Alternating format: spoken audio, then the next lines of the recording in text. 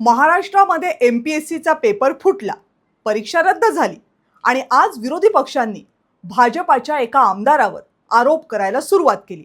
या आमदारांचं नाव आहे अभिमन्यू पवार. अभिमन्यू पवार हे लातूर जिल्ह्यातल्या औसा मतदारसंघामधून भाजपाचे आमदार आहेत. आमदार होण्या अगोदर अभिमन्यू पवार हे मुख्यमंत्री देवेंद्र फडणवीस यांचे स्वीय सहाय्यक होते 2014 ते 2019च्या काळात. अभिमन्यू पवार यांच्यावर एमपीएससीच्या पेपर फुटी प्रकरणामध्ये नेमके का आरोप होत आहेत हे जर तुम्हाला समजून घ्यायचं असेल ना, तर आधी हा पेपर फोडण्यामध्ये कोण कोण महाभाग इन्व्हॉल्व होते आणि ते कसे कसे इन्व्हॉल्व होत गेले हे आधी समजून घ्यावं लागेल. 22 मार्च 2026ला एमपीएससीनं ड्रग्ज इन्स्पेक्टर पदासाठीची लेखी परीक्षा घेतली. या परीक्षेचा निकाल लागला, त्यानंतर उमेदवार सिलेक्ट झाले, त्यांच्या मुलाखती झाल्या आणि मग शेवटी 485 उमेदवारांची एक यादी जाहीर झाली. ही यादी ज्या दिवशी जाहीर झाली ना, त्याच्या अवघ्या एक दिवस अगोदर एमपीएससीला एक मेल आला. हा मेल लिहिला होता गौरव पाटील नावाच्या एका उमेदवारानं. या गौरवनं एमपीएससीला सांगितलं की 22 मार्चला जो पेपर झाला होता त्यातले काही प्रश्न उमेदवारांना 20 मार्चलाच मिळाले होते. एमपीएससीने सांगितलं असं झालं असेल तर पुरावे द्या. मग गौरवनं काही व्हॉट्सॲप चॅट्स दिले, काही प्रश्नांच्या पीडीएफ दिल्या. पण 4 दिवसांनी अचानकपणे गौरव पाटीलनं तक्रार मागे घेतली आणि तो गायबच झाला. पण गौरव सोबत त्यावेळेस आणखी एका मुलानं तक्रार केली होती. तो मात्र आपल्या तक्रारीवर ठाम राहिला. आयोगाला नेमकं हे नको होतं, कारण एमपीएससीला जणू ही चौकशी व्हायलाच नको होती. पण ऋषिकेश गांगर्डे नावाचा मुलगा तक्रारीवरून हटला नाही. त्यामुळे मग आयोगानं हे प्रकरण चौकशीसाठी मुंबई पोलिसांकडे दिलं. मग मुंबई पोलिसांच्या सीआयडीनं तपास सुरू केला. पण आयोगाच्या अध्यक्षांनी धमकीच देऊन टाकली, जर पेपर फुटला नसेल तर आम्ही आयोगाची बदनामी केल्याचे गुन्हे दाखल करू. हे नवलच होतं. चौकशी सुरू झाली. पोलिसांनी चौकशीला सुरुवात केली. सुरुवात झाली ती गौरव पाटील पासून, कारण पेपर फुटल्याची पहिली तक्रार गौरवनंच दिली होती. त्यानं पुरावे दिले होते आणि मग गौरव अचानक मागे हटला होता, गायब झाला होता. त्यामुळं पोलिसांनी आधी त्याची चौकशी केली, त्याचे फोन रेकॉर्ड तपासले. त्यात पोलिसांना नाव सापडलं एका मुलीचं. ही मुलगी होती ऋतुजा पाटील. ड्रग्ज इन्स्पेक्टरच्या परीक्षेमध्ये ऋतुजा पाटील 7वी आली होती महाराष्ट्रात, त्यामुळे तिची नोकरी जवळपास पक्की होती. चौकशी केल्यावर पोलिसांना कळलं की एमपीएससीचा फुटलेला पेपर ऋतुजा पाटीलला मिळाला होता आणि पेपर फुटला हे ऋतुजा पाटीलनंच गौरवला सांगितलं होतं, कारण ऋतुजा आणि गौरवचं एकमेकांवर प्रेम होतं. पण ऋतुजाच्या वडिलांना म्हणजे अमृत पाटील यांना ते प्रेम मान्य नव्हतं. त्यांनी ऋतुजाला समजावलं होतं, गौरवचा नाद सोड, पण ती ऐकत नव्हती. ऋतुजा एका खासगी कंपनीमध्ये नोकरी करत होती, पण तिला सरकारी नोकरी मिळावी अशी बापाची इच्छा होती. ही जाहिरात निघाली. मग अमृत पाटील यांनी प्रवीण पाटील याच्याशी संपर्क केला. प्रवीण पाटील कोण? तर प्रवीण पाटील हा एक खासगी कोचिंग सेंटर चालवतो. पण या प्रवीण पाटीलचे मंत्रालयात आणि खास करून एमपीएससी मध्ये बरेच लागेबंधे होते. त्यानं अमृत पाटीलला सांगितलं पेपर आणून देतो. मग त्यानं एमपीएससीच्या अधिकाऱ्यांना गाठलं. 12 लाखांमध्ये डील पक्की केली. 5 लाख रुपये ॲडव्हान्स दिले. परीक्षेच्या 2 दिवस अगोदर तज्ज्ञांनी जे प्रश्न या परीक्षेसाठी दिले होते त्यातल्या 294 प्रश्नांचा एक वेगळा सेट तयार केला. आता परीक्षेमध्ये जे 100 प्रश्न विचारले जाणार होते ना, ते याच 294 प्रश्नांमधून निवडले गेले होते. हा सेट एमपीएससीचे अव्वल सचिव अभिजित लेंडवे यांना मिळाला.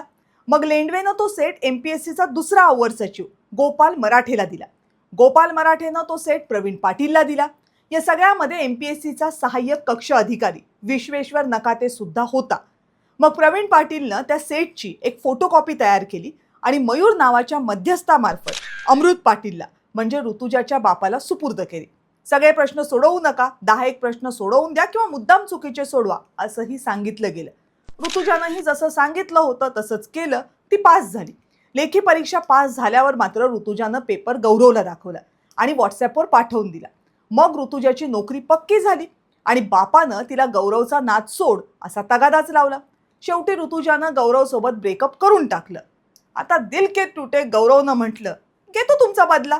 म्हणून त्यानं ऋतुजानं पाठवलेली ती प्रश्नपत्रिका व्हायरल केली. वर एमपीएससीला तक्रार केली आणि मग प्रकरण अंगाशी येऊ नये म्हणून गौरव गायबच झाला. आता एमपीएससीचं म्हणणं आहे की पेपर फुटला, पण तो एकाच उमेदवाराला मिळाला. म्हणजे एमपीएससीचे अधिकारी भ्रष्ट होतात, सगळे मिळून पेपर फोडतात. पेपर कोचिंग क्लासच्या संचालकाला मिळतो आणि तो अवघ्या एका उमेदवारापर्यंत पोहोचतो आणि या सगळ्यावर एमपीएससीचा विश्वास बसतो. कमाल आहे. म्हणजे एकतर एमपीएससी लईच भाबडी आहे, नाहीतर एमपीएससी अवघ्या महाराष्ट्राला येडी समजते. आता एमपीएससीने हे फुसके दावे केल्यानंतर हे तर क्लिअर झालं की या प्रकरणामध्ये आणखीही हात असण्याची मोठे हात असण्याची शक्यता आहे. यातूनच नाव समोर आलं सुनील गाढवेचं. सुनील गाढवे हा पुण्यामध्ये स्पर्धा परीक्षा करणाऱ्या मुलांच्या वर्तुळात राहणारा माणूस. तिथून तो राजकीय वर्तुळात शिरला. सुनील गाढवेच्या पत्नीचं सुद्धा या परीक्षेत सिलेक्शन झाल्याच्या आरोप होत आहेत. सुनील गाढवेचं या पेपर फुटीशी कनेक्शन आहे असाही आरोप होतोय. आता हा जो सुनील गाढवे आहे तो भाजपचे आमदार अभिमन्यू पवार यांचा माजी सचिव होता असा आरोप विरोधकांनी केला. आता पेपरफुटीचा मुद्दा समोर आल्यावर भाजपाकडून सगळ्यात आक्रमक झालेले आमदार होते अभिमन्यू पवार. त्यांनीच मुख्यमंत्र्यांकडे पेपरफुटी प्रकरणाची सखोल चौकशी व्हावी अशी मागणी केली. पण आता सुनील गाढवेचं नाव समोर आल्यावर भाजपाची पंचायत झाली. सुनील गाढवे हा सध्या भाजपाच्या पुण्याच्या महापौरांसोबत काम करतो असाही आरोप केला जातोय. राष्ट्रवादी काँग्रेस शरद पवार पक्षाचे नेते मेहबूब शेख यांनी सुनील गाढवे हा आमदार अभिमन्यू पवार यांचा निकटवर्ती आहे असं सांगितलं. आता विरोधकांनी केलेले हे सगळे आरोप भाजपाच्या चांगलेच जिव्हारी लागलेत. कारण आज भाजपानं तातडीने एक पत्रकार परिषद घेतली आणि आमदार अभिमन्यू पवार आणि सुनील गाढवे यांचे काहीही संबंध नाहीत असं सांगितलं. उलट सुनील गाढवे हा आमदार रोहित पवार यांचा राईट हँड असल्याचा आरोप भाजपनं केला. दुसरीकडे स्वतः आमदार अभिमन्यू पवार यांनी सुद्धा सुनील गाढवेशी आपला काहीही संबंध नाही, तो कधीही माझा स्वीय सहाय्यक नव्हता, तो माझा निकटवर्तीय नाही असं माध्यमांना सांगितलंय.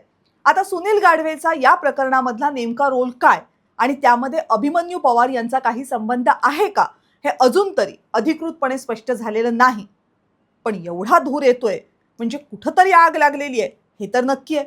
पण या सगळ्या राजकीय कल्लोळात MPSCकडे दुर्लक्ष करता येणार नाही. कारण ही परीक्षा घेणारी MPSC ही घटनात्मक संस्था आहे, स्वतंत्र संस्था आहे. पेपर फुटीच्या तक्रारी आल्यापासून MPSCचे अध्यक्ष सेक्रेटरी यांनी घेतलेली भूमिका संशयास्पद आहे. आधी आपल्याच अधिकाऱ्यांनी पेपर फोडले हे MPSCला कळलं नाही. मग पेपर फुटीची तक्रार आली तरी MPSC ते मान्य करायला तयार नव्हती. पेपर फुटीची तक्रार करणाऱ्या ऋषिकेश गांगर्डे सारख्या उमेदवाराला MPSCनं अक्षरशः बदनाम केलं. तक्रार खोटी निघाली, पेपर फुटला नसेल तर अवमान केल्याचा गुन्हा दाखल करू अशा जाहीर धमक्या दिल्या. MPSCचे अध्यक्ष सेक्रेटरी हे सगळं का होऊ देत होते? पेपर फुटला हे त्यांना आधीच माहीत होतं का? आपल्या कार्यकाळाला त्यांना डाग लावू द्यायचा नव्हता का? पेपर फुटल्याची शक्यता असताना सुद्धा त्यांना रिझल्ट रेटून न्यायचा होता का? जर या सगळ्या प्रश्नांची उत्तरं हो अशी असतील तर MPSCच्या अध्यक्षांना, सेक्रेटरींना या पदावर राहण्याचा काहीही अधिकार नाही.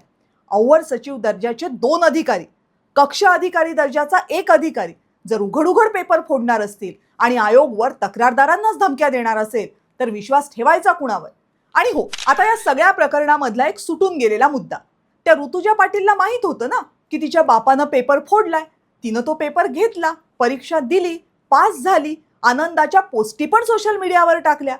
म्हणजे आपण भ्रष्टाचार करून व्यवस्थेत जातोय हे ऋतुजा पाटीलला पक्का माहित होतं.